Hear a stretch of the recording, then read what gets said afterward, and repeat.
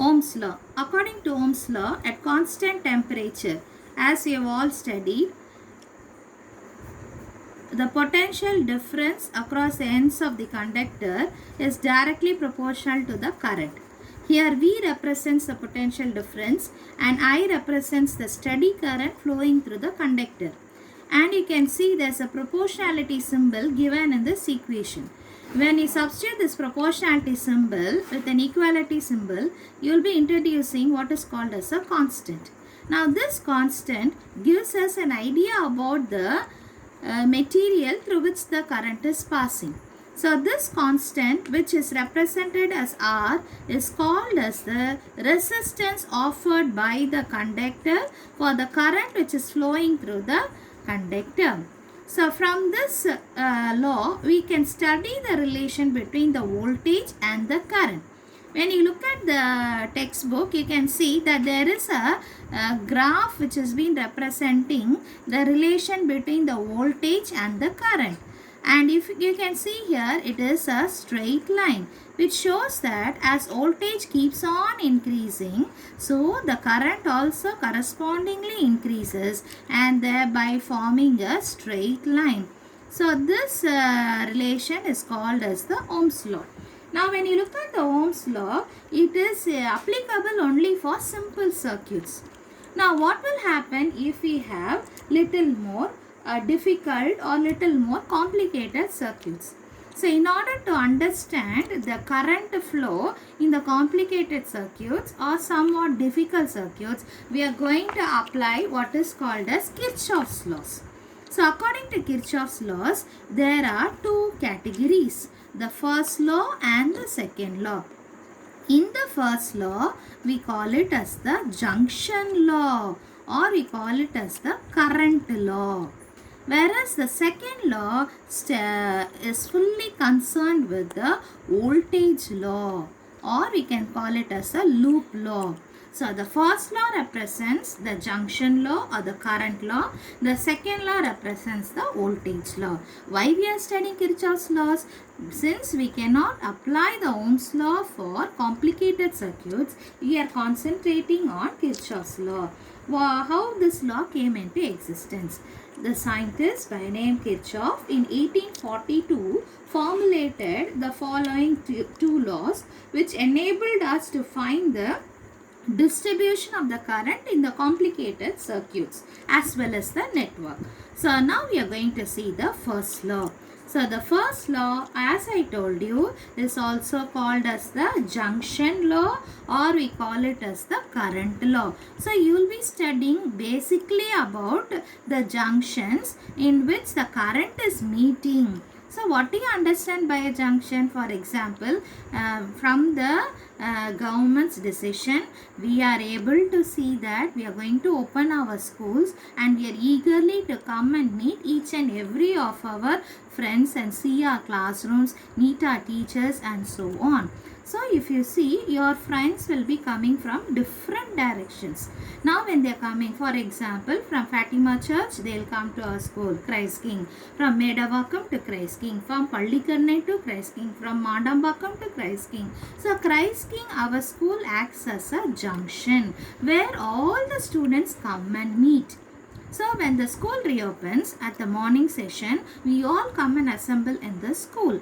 So which we call it as a junction. At the evening what happens? Similarly, all from the junction we all go to our respective places, dwelling places, that is our homes. So in the result, you don't see any students staying back in the school. So such a place is also called as a junction. Even the bus junction, the train junctions, here also what happens, buses come and they leave the place. So likewise here we are going to see a simple diagram in which you can see how I am drawing. It's a very easy thing. So I have taken a circuit in which you can see there are resistors. So 3 resistors. In the 3 cases the current is, in the 4 cases the current is moving towards the junction. in this case. So this point, I call it as the point A can be called as a junction A. So when you look at the arrow marks here, you have, let us say, this resistor as 1, this as 2, this as 3, this as 4, and this as 5. Now when you look at the first junction, when you look at the first point in this, the meeting point in this electrical network, that is the junction A, you can see the current is approaching towards the point A. Here in the second one also the current is approaching the point A. Third one also the current is approaching the point A. Fourth one also the current is approaching point A. But in the fifth case it is leaving the junction. So how will I represent?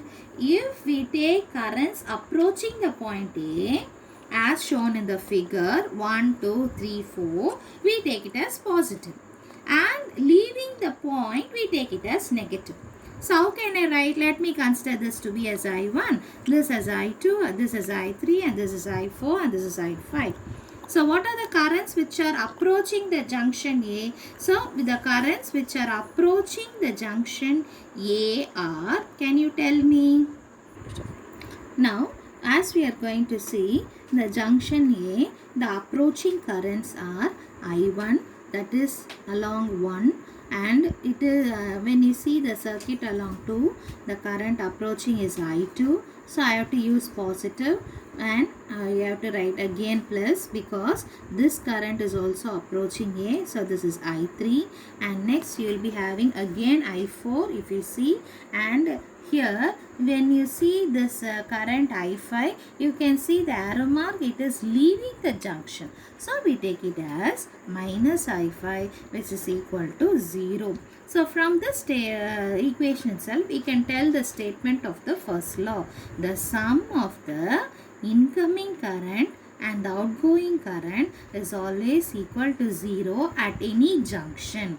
Again I repeat, the algebraic sum of the incoming current and the outgoing current in any junction is equal to 0.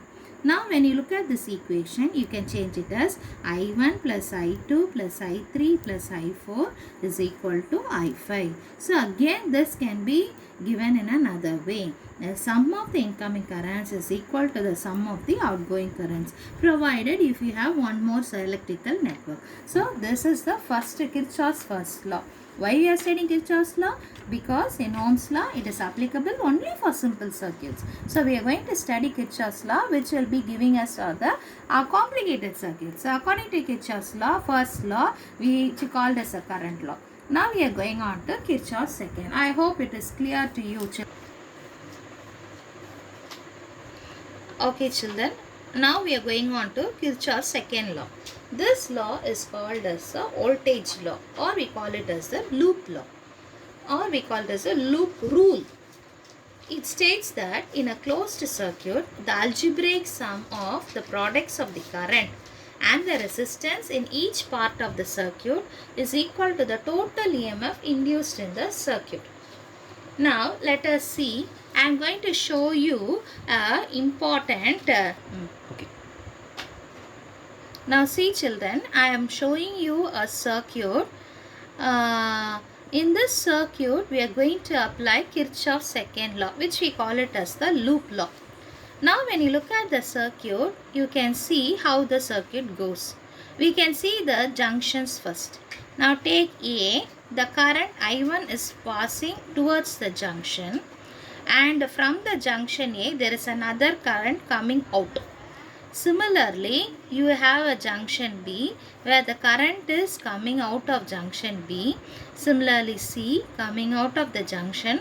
Similarly, D, there is a current which is approaching the junction, and again coming out of the junction towards the junction, and in H the current is approaching the junction, and at G they are all going and meeting at G. Now you see what is happening here. E1 and E2 represents the potential of the cells which are connected over here. When we are using such kind of circuits, you have to follow two rules.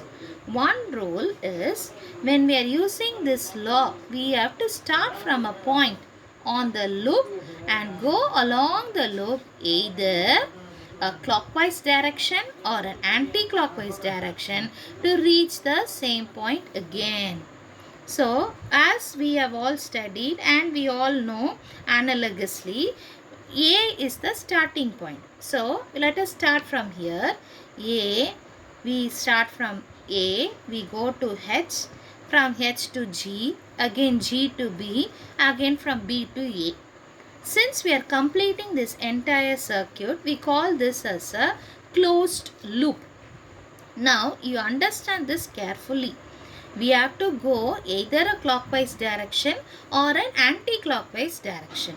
The product of the current and the resistance is taken as positive when we traverse in the direction of the current, and EMF is taken positive when we traverse from negative to positive electrode through the cell. That is, you can see this. Actually, this is represented by our Ohm's law. V is equal to IR. Here E represents the potential, so we take it as E. Here IR. The summation symbol shows for all the two cells and all the currents and the resistance which are followed here. Now first is closed mesh. We are going to see is closed loop A, D, C, B, A. So this entire network we are splitting into two. What are the things? The first one is A.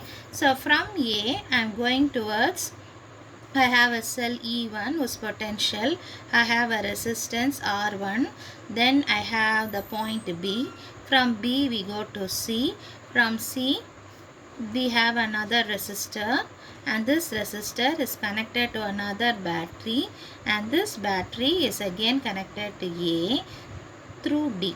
So you have A, B, C, D. Let us consider E2 to be the EMF of the second cell. Let us consider I1 is the current from the cell E1, and you can see I2 is the current from the cell E2, and you can see R1, this is R2. Now apply the Kirchhoff's second law. What did I say? We have to take either clockwise or we have to take either anti-clockwise. For this closed loop, see here ADCBA. ADCBA. So first we will start AD. So ADCBA.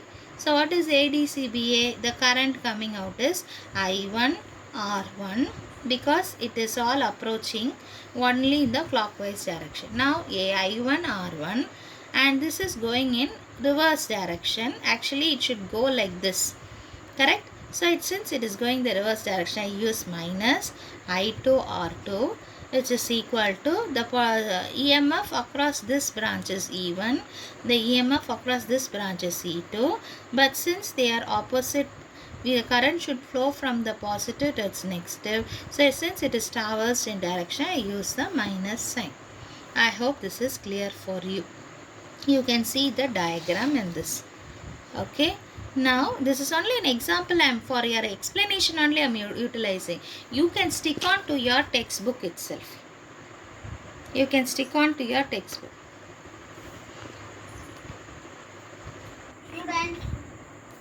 Okay. Now we are going to see in our textbook page number 108, figure number 2.24, Kirchhoff's voltage rule.